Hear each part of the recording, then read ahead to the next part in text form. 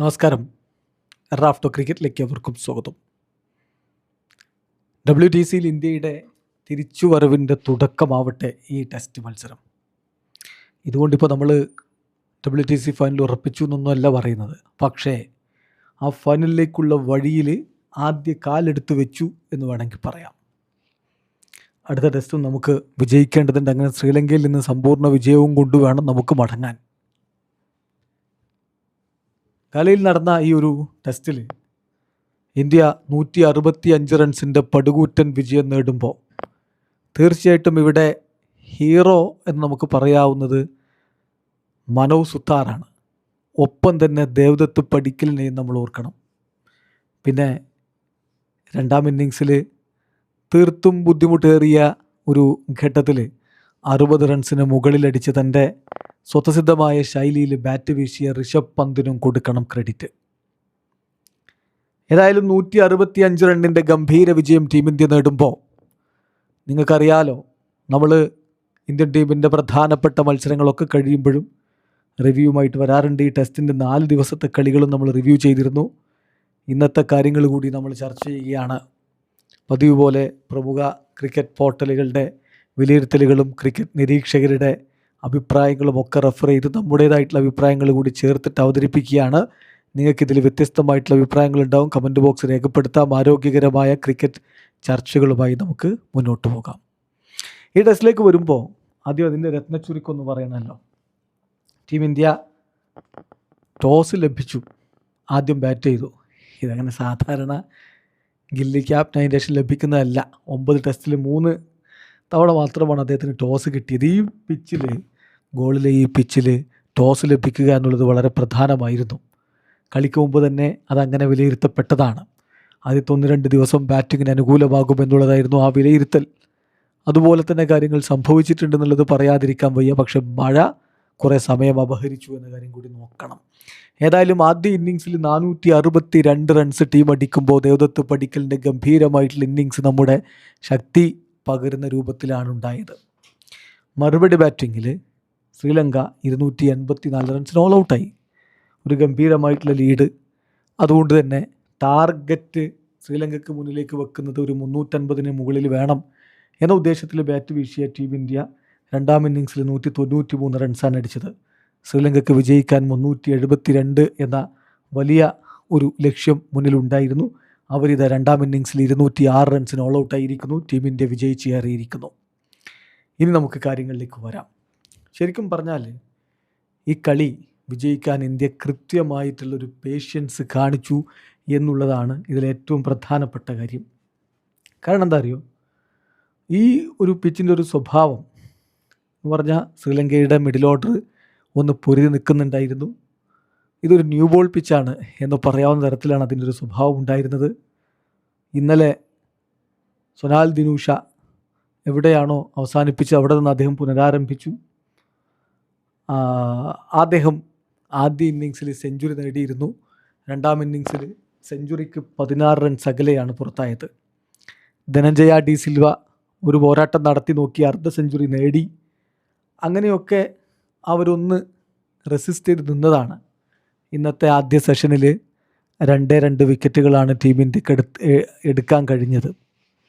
ശ്രീലങ്ക ഒരു ചെറുത്തുനിൽപ്പിൻ്റെ ശ്രമം നടത്തുന്നു എന്ന് തോന്നി. പക്ഷേ 76ാമത്തെ ഓവറിൽ ദിനൂഷയെ പറഞ്ഞു വിട്ടുകൊണ്ട് മനവ് സുത്താർ എന്താ പറയുക, ആ പ്രതിബന്ധം അങ്ങ് നീക്കി പിന്നെ അങ്ങ് വിക്കറ്റുകളാ ചറവറ. അവസാനം അദ്ദേഹം എറിഞ്ഞ 10 പന്തുകളിൽ 4 വിക്കറ്റാണ് അദ്ദേഹം പിഴുതത്. അങ്ങനെയാണ് കളി തീരുമാനമാക്കി കൊടുത്തത്. തീർച്ചയായിട്ടും ഒരു യുവതാരം ടെസ്റ്റ് ക്രിക്കറ്റിൽ 2 ടെസ്റ്റുകളിൽ നിന്ന് വിക്കറ്റുകൾ പിഴുതെറിഞ്ഞുകൊണ്ട് വലിയ രൂപത്തിലുള്ള പ്രതീക്ഷ നമുക്ക് നൽകുകയാണ്. ഒരുപക്ഷെ അടുത്ത ഡെക്കേഡിലേക്ക് ടീം ഇന്ത്യക്ക് ഉപയോഗപ്പെടുത്താൻ പറ്റുന്ന, വിശ്വസിച്ച് കാര്യങ്ങൾ ഏൽപ്പിക്കാൻ പറ്റുന്ന ഒരു സ്പിൻ ബൗളിംഗ് ഓൾറൗണ്ടർ എന്ന രൂപത്തിൽ നമുക്ക് മനവ് സുത്താറിനെ കാണാം. ഇന്ത്യൻ ടീമിനെ സംബന്ധിച്ചിടത്തോളം ഒരു യങ് ട്രാൻസിഷനിങ് ടീമാണ്. ആ ടീമിന് ഈ ഒരു വിജയം വളരെ ഇമ്പോർട്ടൻ്റ് ആയിരുന്നു. അപ്പോൾ നമുക്കറിയാലോ, അവസാനമായി ഇന്ത്യ കളിച്ച 3 ടെസ്റ്റ് മത്സരങ്ങൾ സ്പിൻ ഫ്രണ്ട്ലി കണ്ടീഷനുകളിൽ 2 പരാജയപ്പെട്ടിരുന്നു. അതും സ്വന്തം നാട്ടിലാണ് പരാജയപ്പെട്ടിരുന്നത്. അതുകൊണ്ട് ഇവിടെ വിജയിക്കുക എന്നുള്ളത് വളരെ ഇമ്പോർട്ടൻ്റ് ആയിരുന്നു. പല പ്രധാനപ്പെട്ട താരങ്ങളും ഇല്ലാതെയാണ് നമ്മൾ വിജയിക്കുന്നത് എന്ന കാര്യം കൂടി ഓർക്കണം. നമ്മുടെ ജസ്പ്രീത് ബുംറ ഇല്ലാതെ, നിതീഷ് കുമാർ റെഡ്ഡി ഇല്ലാതെ, സായ് സുദർശൻ ഇല്ലാതെ, വാഷിങ്ടൺ സുന്ദർ ഇല്ലാതെ നമ്മൾ വിജയിച്ചു കയറിയത് തീർച്ചയായിട്ടും വളരെ ആധികാരികമായിട്ടാണ് എന്ന് പറയുമ്പോൾ ഇത് നൽകുന്ന പ്രതീക്ഷ വളരെ വലുതാണ്. ഈ ഒരു കണ്ടീഷനിൽ നമുക്ക് ടോസ് ലഭിക്കേണ്ടത് ഇമ്പോർട്ടൻ്റ് ആയിരുന്നു. ടോസ് ലഭിച്ചു, നല്ല രൂപത്തിൽ നമ്മൾ ബാറ്റ് ചെയ്ത് പോയി ആദ്യ ദിവസം. പക്ഷേ മഴ വലിയ രൂപത്തിൽ നമുക്കെതിരായിട്ട് നിൽക്കുന്നുണ്ടായിരുന്നു. എന്നാലും നമ്മൾ പൊരുതി കൃത്യമായിട്ട് വിജയം വരിച്ചു. നമ്മൾ കളി ജയിച്ചതിന് ശേഷം പിന്നീട് ആ വെന്യൂവിൽ മഴ പെയ്തത് കൂടി നോക്കണം. അതാണ്, നേരത്തെ വിക്കറ്റുകൾ എടുത്തതുകൊണ്ടാണ് ഈ ഒരു റിസൾട്ട് നമുക്ക് ലഭ്യമായത്. ഈ ഒരു ബൗളിംഗ് എന്ന് പറഞ്ഞാൽ ഇന്ത്യ വളരെ മികച്ച രൂപത്തിൽ തന്നെ ബൗൾ ചെയ്തിട്ടുണ്ട്. വളരെ ടഫായിരുന്നു. ഈ ഒരു കണ്ടീഷൻ അനുസരിച്ച് സുതാർ മികവിലേക്ക് ഉയർന്നു. രവീന്ദ്ര ജഡേജ കൃത്യമായിട്ടുള്ള ത്രെട്ട് കീപ്പ് ചെയ്തുകൊണ്ടിരുന്നു. അതുപോലെ തന്നെ സീമേഴ്സും വളരെ ഹാൻഡി ആയിട്ടുള്ള കോൺട്രിബ്യൂഷൻ നൽകി എന്നുള്ളതാണ്.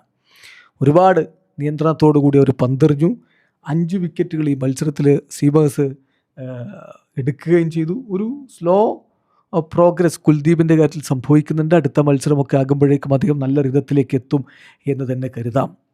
ഈ അവസാന ദിവസത്തെ കളിയുടെ കാര്യത്തിലേക്ക് വരുമ്പോൾ ഇന്ത്യക്ക് ജയിക്കാൻ വേണ്ടത് 6 വിക്കറ്റുകളായിരുന്നു. ഇന്ത്യ ഒരു ഭാഗത്ത് പേസറിനെ നിലനിർത്തി, മറുഭാഗത്ത് സ്പിന്നർ എറിഞ്ഞു, അങ്ങനെ മുന്നോട്ട് പോയി. സിറാജ് അതുപോലെ ജഡേജ എന്നിവരുടെ ഓവറുകൾ ആദ്യ സ്പെല്ല് വളരെ നല്ല രൂപത്തിൽ തന്നെ ദിനുഷയും ഡി സിൽവയും മറികടന്നു. പിന്നെ അവർ അർദ്ധ സെഞ്ചുറികൾ അടിച്ച് മുന്നോട്ട് പോകുന്നു. ചുരുക്കി പറഞ്ഞാൽ ഈ ബൗളേഴ്സിന് നേരെ ഒരു ഒരു ഒരു ദൃഢനിശ്ചയത്തോടു കൂടി ബാറ്റ് ചെയ്യുന്ന ശ്രീലങ്കൻ പെയറിനെയാണ് നമ്മൾ കണ്ടത്. പക്ഷേ ജഡേജ ആ 2ാം സ്പെല്ലിന് വന്നുകൊണ്ട് ഡി സിൽവയെ പറഞ്ഞു വിട്ടതോടുകൂടി ഇന്ത്യ കാര്യങ്ങൾ പൂർണ്ണമായിട്ടും വരുതിയിലാക്കാനുള്ള ശ്രമത്തിൽ ഒരു സ്റ്റെപ്പ് വിജയിച്ചു. പിന്നെ ദിനുഷ മാത്രമാണ് അവിടെ ഒരു എതിരാളിയായിട്ട് നിന്നിരുന്നത്. ഏതായാലും നിറോഷാൻ ഡിക്വല്ല കഴിഞ്ഞ ഇന്നിങ്സിൽ നന്നായിട്ട് കളിച്ച ആളാണ്. അദ്ദേഹം അത്ര നല്ല രൂപത്തിലല്ല കളിച്ചതെന്ന് മാത്രമല്ല, യശസ്വി ജയ്സ്വാളുമായിട്ട് അനാവശ്യമായിട്ടൊരു ബാൻഡറിലേക്ക് പോയി. അതേ ഓവറിൽ തന്നെ അദ്ദേഹത്തെ പ്രസിദ്ധ കൃഷ്ണ പറഞ്ഞു വിടുന്ന ഒരു കാഴ്ചയും നമ്മൾ കണ്ടു. അങ്ങനെ ചോദിച്ചു വാങ്ങി കോൺസെൻട്രേഷൻ നഷ്ടപ്പെടുത്തി ഔട്ടായി എന്നൊരു ഫീലാണ് അവിടെയുള്ളത്. ദിനുഷയും കെഷാര നുവാന്തയും ചേർന്നുകൊണ്ട് വീണ്ടും 15 ഓവറുകൾ അവിടെ തട്ടിത്തടഞ്ഞ് നിന്നു എന്നുള്ളതാണ് നോക്കേണ്ടത്. പക്ഷേ അപ്പോഴൊക്കെ ടീം ഇന്ത്യ അപാരമായിട്ടുള്ള ഒരു ക്ഷമയോടുകൂടി കാര്യങ്ങൾ കൈകാര്യം ചെയ്തിരുന്നു. ഇന്ത്യയുടെ ഒരു ലക്ഷ്യം എന്ന് പറഞ്ഞാൽ എങ്ങനെയെങ്കിലും ഈ ബോളിലുള്ള ഓവറുകൾ അങ്ങ് കഴിഞ്ഞ് ന്യൂ ബോൾ എടുക്കുക എന്നുള്ളതായിരുന്നിരിക്കണം ആ ഘട്ടത്തിൽ. പക്ഷേ ഒരൊറ്റ മിസ്റ്റേക്ക്, ദിനുഷയിൽ നിന്ന് വന്ന ഒരൊറ്റ മിസ്റ്റേക്ക് ആ ഒരു ഫ്ലഡ് ഗേറ്റ് അങ്ങ് ഓപ്പൺ ചെയ്തു. സുതാർ റൗണ്ട് വിക്കറ്റിലേക്ക് പോകുന്നു. ഔട്ട്സൈഡ് ലെഗിൽ അദ്ദേഹം പിച്ച് ചെയ്യുന്നു. ദെൻ ബോള് കൃത്യമായിട്ട് ടേൺ ചെയ്യുന്നു. അത് വേണ്ട വിധത്തിൽ കൈകാര്യം ചെയ്യാൻ ദിനുഷയ്ക്ക് കഴിഞ്ഞില്ല. അവിടെ ഉണ്ടായിരുന്ന ഒരേ ഒരു ക്യാച്ചിങ് മാൻ ജുറലിൻ്റെ കൈകളിലേക്ക് ബോൾ എത്തുന്നു. അങ്ങനെ സുതാർ ദിനുഷയെ മടക്കി വിട്ടതോടുകൂടി കാര്യങ്ങൾ അവിടെ അവസാനിക്കുകയാണ്. പിന്നെ ബാക്കി കാര്യങ്ങൾ പിന്നാലെ വിക്കറ്റുകൾ ഒന്നിനു പുറകെ ഒന്നായിട്ട് ബാക്കി 3 വിക്കറ്റുകൾ ശരിക്കും പറഞ്ഞാൽ സുതാറിൻ്റെ മികവ് എടുത്ത് കാണിക്കുന്നതാണ്. അദ്ദേഹം ശരിക്കും വലിയ സന്തോഷത്തിലായിരിക്കണം. പ്രതീക്ഷ അത്ര ടേണില്ലാത്ത പന്തുകളിൽ നിന്നാണ് ആ വിക്കറ്റ് ലഭിക്കുന്നത്. കുറച്ചുകൂടി ക്വിക്കറായിട്ട് അദ്ദേഹം പന്തെറിയുന്നു. അങ്ങനെ വിക്കറ്റുകൾ ഓരോന്നായിട്ട് എടുക്കുന്നു. അദ്ദേഹം ഒരു ലെയ്തൽ വെപ്പണാണ്. കൃത്യമായ വേരിയേഷൻസും കാര്യങ്ങളും അദ്ദേഹത്തിനുണ്ട്. അവസാനത്തെ ഓവറിൽ അദ്ദേഹം എന്ന് പറഞ്ഞാൽ അവസാനത്തെ ഓവർ തന്നെ ശ്രീലങ്ക ഇന്നിങ്സ് ഓൾ ഔട്ട് ആയതുകൊണ്ടാണ് നമ്മൾ അവസാനത്തെ ഓവർ എന്ന് പറയുന്നത്. ആ ഒരൊറ്റ 76ാമത്തെ ഓവറിൽ തന്നെ അദ്ദേഹം വിക്കറ്റുകൾ എടുത്ത് തുടങ്ങുന്നു. അതിനെ തുടർന്ന് അവരുടെ കാര്യങ്ങൾ പൂർണ്ണമായിട്ടും അങ്ങ് അവസാനിക്കുന്നു. ശ്രീലങ്ക 78ാമത്തെ ഓവറിൽ ഓൾ ഔട്ടായിട്ട് പുറത്താകുന്നു. അതാണ് അവസാനമായി അദ്ദേഹം എറിഞ്ഞ 10 പന്തുകളിൽ നിന്ന് അദ്ദേഹം 4 വിക്കറ്റുകൾ പിഴുതെടുത്തു. അപ്പോൾ മിഡിൽ ഓർഡറിൽ ധനഞ്ജയ ഡി സിൽവയും അതുപോലെ തന്നെ സൊനാൽ ദിനുഷയും ചേർന്നുകൊണ്ട് ഒരു റെസിസ്റ്റൻസ് നടത്തിയെന്നതിനപ്പുറത്തേക്ക് ശ്രീലങ്കയ്ക്ക് ഈ കളി പിന്നെ പറയാനൊന്നുമില്ല. ഈ 2 പേര് കൂടാതെ, അതായത് ധനഞ്ജയ ഡി സിൽവ 59ഉം സൊനാൽ ദിനുഷ 84 റൺസും കൂടാതെ ശ്രീലങ്കയുടെ ഭാഗത്ത് മറ്റാരും 20ന് മുകളിലേക്കുള്ള സ്കോർ അടിച്ചില്ല നോക്കണം. 20 റൺസുമായിട്ട് കെഷാര നുവാന്തയാണ് പിന്നെയുള്ള ഒരു ഉയർന്ന സ്കോർ നേടിയിരിക്കുന്നത്. അപ്പോൾ നമ്മുടെ ബൗളിങ്ങിൽ നമ്മളിത് എടുത്തു പറയണം. 2 ഇന്നിങ്സുകളുമായിട്ട് 10 വിക്കറ്റാണ് മനോജ് സുതാർ എടുത്തത്. സുതാർ രണ്ടാമത്തെ ഇന്നിങ്സിൽ 23.4 ഓവറുകളിൽ 55 റൺസിന് 6 വിക്കറ്റുകൾ പിഴുതു. സിറാജ് 1 വിക്കറ്റ്, പ്രസിദ്ധ് 2 വിക്കറ്റുകൾ വീഴ്ത്തി, ജഡേജയ്ക്ക് 1 വിക്കറ്റ്. അങ്ങനെയാണ് രണ്ടാം ഇന്നിങ്സിൽ ഇന്ത്യ കാര്യങ്ങൾ റാപ്പപ്പ് ചെയ്ത് വിജയത്തിലേക്ക് പോയത്. നമ്മൾ ഈ കളിയെ വളരെ പെട്ടെന്ന് മൊത്തത്തിലൊന്ന് എടുത്ത് നോക്കി അവസാനിപ്പിക്കാം. തീർച്ചയായിട്ടും ടീം ഇന്ത്യക്ക് വലിയ പ്രതീക്ഷ നൽകുന്നൊരു വിജയമാണിത്. നമുക്ക് വാഷിങ്ടൺ സുന്ദർ ഇല്ല, ഈ ഒരു സ്പിൻ ബോളിംഗ് ഓൾറൗണ്ടർ റോളിൽ കളിക്കേണ്ട ആണല്ലോ. അതുപോലെ തന്നെ പേസ് ബോളിങ്ങിന് ജസ്പ്രീത് ബുംറ ഇല്ല.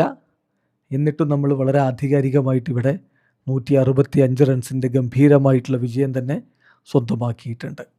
അപ്പോൾ നമ്മൾ മൊത്തത്തിലൊന്ന് വളരെ പെട്ടെന്ന് സ്കോർ കാർഡ് നോക്കി അവസാനിപ്പിക്കുകയാണ്. ആദ്യം ടോസ് ലഭിച്ച ടീം ഇന്ത്യ ആദ്യ ഇന്നിങ്സിൽ അടിച്ചത് 462 റൺസായിരുന്നു. അതിൽ നമ്മൾ എടുത്തു പറയേണ്ട പ്രകടനം ദേവദത്ത് പടിക്കലിൻ്റേതാണ്. 230 പന്തുകളിൽ നിന്ന് അദ്ദേഹം 167 റൺസ് അടിച്ചു. KL രാഹുൽ 82 റൺസാണ് അടിച്ചിരുന്നത്. യശസ്വി ജയ്സ്വാൾ 32 റൺസുമായിട്ടും ഋഷഭ് പന്ത് 39 റൺസുമായിട്ടും നല്ല കോൺട്രിബ്യൂഷൻ നൽകി. പിന്നെ വളരെ പെട്ടെന്ന് 68 പന്തുകളിൽ 51 റൺസ് അടിച്ച ധ്രുവ് ജുറലിൻ്റെ ഇന്നിങ്സും വളരെ നിർണായകമായി. അങ്ങനെ ഇന്ത്യ 462 റൺസാണ് ആദ്യ ഇന്നിങ്സിൽ അടിച്ചിരുന്നത്. ശ്രീലങ്കയുടെ ബൗളിങ്ങിൽ എടുത്തു പറയേണ്ടത് പ്രഭാത് ജയസൂര്യ 4 വിക്കറ്റ് എടുത്തു. അരങ്ങേറ്റക്കാരൻ കെഷാര നുവാന്ത 3 വിക്കറ്റ് എടുത്തു. ശ്രീലങ്കയുടെ മറുപടി ബാറ്റിംഗ്, ആദ്യ ഇന്നിങ്സിന് ഉള്ള മറുപടി ബാറ്റിംഗ് 284 റൺസിൽ ഒതുങ്ങി. അവരുടെ ഇന്നിങ്സിൽ എടുത്തു പറയേണ്ടത് സ്വരാൽ ദിനുഷയുടെ സെഞ്ചുറിയും നിറോഷാൻ ഡിക്വെല്ലയുടെ 80 റൺസുമാണ്. മറ്റാർക്കും ഒരു 30 റൺസിന് മുകളിലുള്ള കോൺട്രിബ്യൂഷനൊന്നും നൽകാൻ കഴിഞ്ഞില്ല എന്ന കാര്യം ശ്രദ്ധിക്കുക. ഇന്ത്യൻ ബൗളിങ്ങിൽ കൃത്യമായിട്ട് നമ്മൾ എടുത്ത് പറയേണ്ട പ്രകടനം മനോജ് സുതാർ 4 വിക്കറ്റ്, രവീന്ദ്ര ജഡേജ 3 വിക്കറ്റ്, സിറാജിനും പ്രസിദ്ധ് കൃഷ്ണക്കും കുൽദീപ് യാദവിനും ഓരോ വിക്കറ്റുകളും ലഭിക്കുകയുണ്ടായി. അപ്പോൾ ഇന്ത്യയെ സംബന്ധിച്ചിടത്തോളം നല്ല ലീഡുണ്ട്. ഇത് എതിരാളികളുടെ മുന്നിലേക്ക് ഒരു 350 റൺസിൻ്റെ എങ്കിലും ഒരു ടാർഗറ്റ് വെച്ച് കൊടുക്കുക എന്നുള്ളതിന് ലക്ഷ്യം. മഴ പെയ്ത് കുറേ സമയം പോയ ഒരു കളിയാണ്. അപ്പോൾ 350 റൺസെങ്കിലും വെക്കണം എന്ന രൂപത്തിൽ ഇന്ത്യ ബാറ്റ് ചെയ്യാൻ ഇറങ്ങി. തുടക്കത്തിൽ യശസ്വി ജയ്സ്വാൾ ഡെക്കായിട്ട് മടങ്ങി. പക്ഷേ KL രാഹുലിൻ്റെ 35, ദേവദത്ത് പടിക്കലിൻ്റെ 44 റൺസുകൾ നല്ല രൂപത്തിലുള്ള ഒരു അടിത്തറ പാകിയതിന് ശേഷം ഋഷഭ് പന്താണ് ഇന്ത്യക്ക് നല്ലൊരു ലീഡുണ്ടാകുമെന്ന് ഉറപ്പിച്ചത്. അദ്ദേഹം 66 റൺസാണ് 69 പന്തുകളിൽ നിന്ന് അടിച്ചത്. ബാക്കി ആർക്കും, പിന്നാലെ വന്ന ആർക്കും പിന്നെ 2 അക്കം കാണാൻ പറ്റിയില്ല എന്ന കാര്യം ശ്രദ്ധിക്കണം. എന്തായാലും 193 റൺസ് ഇന്ത്യ അടിക്കുമ്പോൾ ശ്രീലങ്കയുടെ വിജയലക്ഷ്യം 372 റൺസായിട്ട് ഉയർന്നിരുന്നു. ശ്രീലങ്കൻ ബൗളിങ്ങിൽ അസിത ഫെർണാണ്ടോ 4 വിക്കറ്റ് എടുത്തപ്പോൾ പ്രഭാത് ജയസൂര്യ 3 വിക്കറ്റും ലാഹിരു കുമാര 2 വിക്കറ്റും എടുത്തിട്ടുണ്ടായിരുന്നു.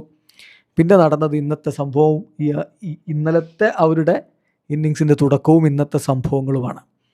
ഇന്നലെ തന്നെ അവർക്ക് മധുഷ്കെ 6 റൺസിന് നഷ്ടമായിരുന്നു. ലാഹിരു ഉദാര 16 റൺസ്, അതുപോലെ സൂര്യബന്ധാര ദിനേശ് ചണ്ഡിമലിന് കൺകഷൻ ആയതുകൊണ്ട് പകരം വന്നാണ്. അദ്ദേഹം ഡെക്കായിട്ട് മടങ്ങിയിരുന്നു. കാമിൻഡോ മെൻഡിസ് 2 റൺസ്. ബാക്കി ഇപ്പോൾ നമ്മൾ പറഞ്ഞല്ലോ, ചെറുത്ത് നിൽപ്പിൻ്റെ ശ്രമം. ധനഞ്ജയ ഡി സിൽവ 59 റൺസും സൊനാൽ ദിനൂഷ് 84 റൺസും കഴിഞ്ഞു. നിറോഷാൻ ഡിക്വെല്ല 10, കേഷാര നുവാന്ത 20, പിന്നാലെ ഉള്ളവർ 2 പേര് ഡെക്കായിട്ട് മടങ്ങുകയും ചെയ്തു. അങ്ങനെ 206 അവർ ഓൾ ഔട്ടായി. നമ്മുടെ ബൗളിങ്ങിൽ 6 വിക്കറ്റുമായിട്ട് സുതാർ തന്നെയാണ് ഇതിൽ പ്രധാനപ്പെട്ട റോള് വഹിച്ചത്, ലങ്കൻ വധത്തിലെ പ്രധാന റോള് വഹിച്ചത്. ഏതായാലും മികച്ചൊരു വിജയം ടീം ഇന്ത്യ നേടിയിരിക്കുകയാണ്. ഇനി 2ാം ടെസ്റ്റ് കൂടി നമുക്ക് വിജയിച്ചിട്ട് സമ്പൂർണ്ണ ജയത്തോടു കൂടി ലങ്ക വിടണം. വീഡിയോ അവസാനിക്കുന്നു. ക്രിക്കറ്റ് ലോകത്തെ കൂടുതൽ വിശേഷങ്ങളുമായി റഫ്ലക്സ് ചെയ്തു എത്താം.